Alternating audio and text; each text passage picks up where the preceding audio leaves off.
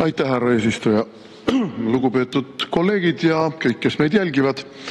See, mis meil toimub riigis, see, mis meil toimub vanemaealistega, see on häbiväärne. Ma küsin, kes on selle vundamendi ladunud sellele riigile?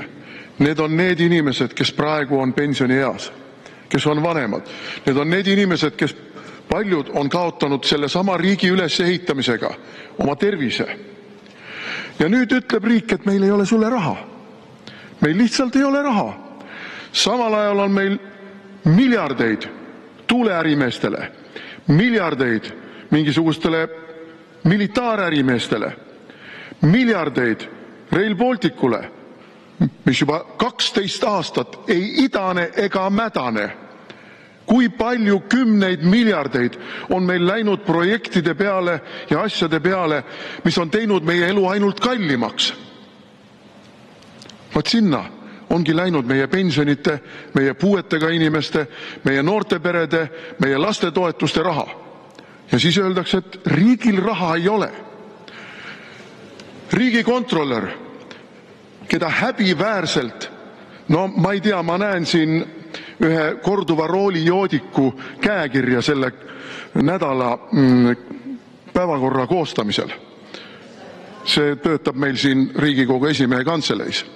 Korduv roolijoodik, kes oskab selliseid käkke kokku keerata, häbistada riigikontrolöri selle eest, et riigikontrolör juhib tähelepanu, et meil Kaitseministeeriumi valdkonnas on toimunud tohutu raha kulutamine ja tulemust ei ole. Et meil praegu maanteede ja raudteede ehitamises on puudu 1,35 miljardit eurot, mis tähendab seda, et lähiaastatel meil olukord järjest ja järjest ainult halveneb, mitte ei parane. Ka see on meie pensionäride arvel kõik. Kusagile raisatud ja kulutatud raha. Ja siis öeldakse pensionäridele, ei no kullakesed, valimiste ajal me lubasime teile keskmine pension 1000 eurot. Aga nüüd on, näed, keskmine pension ainult 800 eurot. Me lubasime, et me ei maksusta pensione. Aga näe, ei maksusta ainult 776 eurot. Ülejäänu juba läheb maksu alla. Me lubasime, et pensioni eest saate hooldekodu koha. Selle peale paljuski valitsuserakondadesse kuuluvad või neid toetavad ärimehed irvitades tõstsid kohatasu. Irvitades tõstsid kohatasu. Ja pensioni eest ei saa sa mingit kohta. Selle koha saad sa kas oma kinnisvara üle andes nendele röövlitele või kui sul on lapsi, kes on võimelised selle kinni maksma, või lihtsalt müüd midagi maha. Ja siis on meil loosung, igaüks loeb. Siis on meil loosung, kuidas kõik on meile tähtsad. No ei ole. Sellele valitsusele, sellele jõugule, kes on Eesti riiki varastamas, sõna otseses mõttes varastamas, ei ole iga inimene tähtis. Need inimesed, kes on oma elutöö teinud, ei ole sellele riigile tähtsad. See on ju kõik varasemate valitsuste ja varasemate Riigikogu koosseisude töö tulemus, et neil üldse mingi pension praegu on. Siis, kui meil oli veel usk sellesse, et me ehitame heaolu ühiskonda. Aga nüüd ütlevad meile juba siin asjapulgad, praegu ei meenuta täpselt, kes oli see, kes oli praeguse valitsuse liige minu meelest, kes ütles, et unustame selle heaolu ühiskonna. Ai, vabandust, see ei olnud praeguse valitsuse. See oli Lavly Perling, see oli süvariigi projekt B, kes ütles, et unustame selle heaoluriigi tegemise, sest seda ei tule ja kõige eest tuleb maksma hakata. Et nii ongi.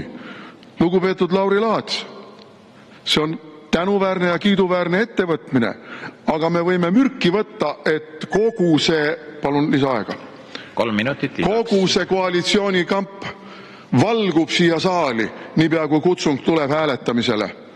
Ja hääletab täpselt nii, nagu neil on fraktsioonis öeldud, hääletage see maha, sest Mooramaa mees on oma töö teinud.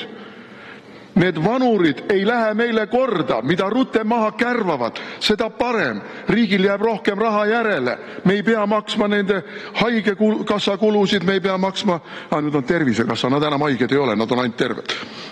Et me ei pea neid kulusid enam maksma. Neid ei ole vaja. Moorama mees, sa oled oma töö teinud, mine minema.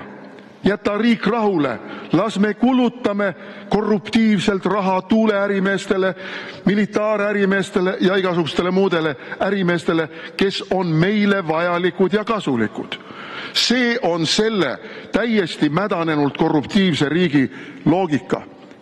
Ja siin ei ole mitte mingit muud varianti, kui see jõuk tuleb võimult eemaldada. Ja mul on lootus, ja mul on siiras lootus. Kohalikud valimised näitasid, et nad juba otsivad urgusid, kuhu peitu pugeda. Nagu rotid. No neil on karvased sabad, aga nagu rotid. Sest peitsid ennast juba paljud valimisliitudesse. Ja paljudes kohtades, mida nad pidasid oma, nagu feodaalajastul, see on minu lään, Rae vald on minu lään, Pärnu linn on minu lään, teil ei ole õigust sellele läänile, see on mulle antud ja see peab mulle jääma. Aga kuningas rahvas otsustas siiski vaatamata e-valimiste pettustele, et see ei ole sinu lään. Me võtame selle sult ära. Ja me võtamegi selle lääninelt ära, aga Eesti riik ei ole nende lään. Ja ausad pensionärid, toetage meid selles, sest võimul olijad teid ei hakka iialgi toetama. Te olete neile tülikas lisakulu, mis ei lase kõike seda raha, mida nad arvavad, et nad võivad karistamatult kasutada, omade vahel ära jagada.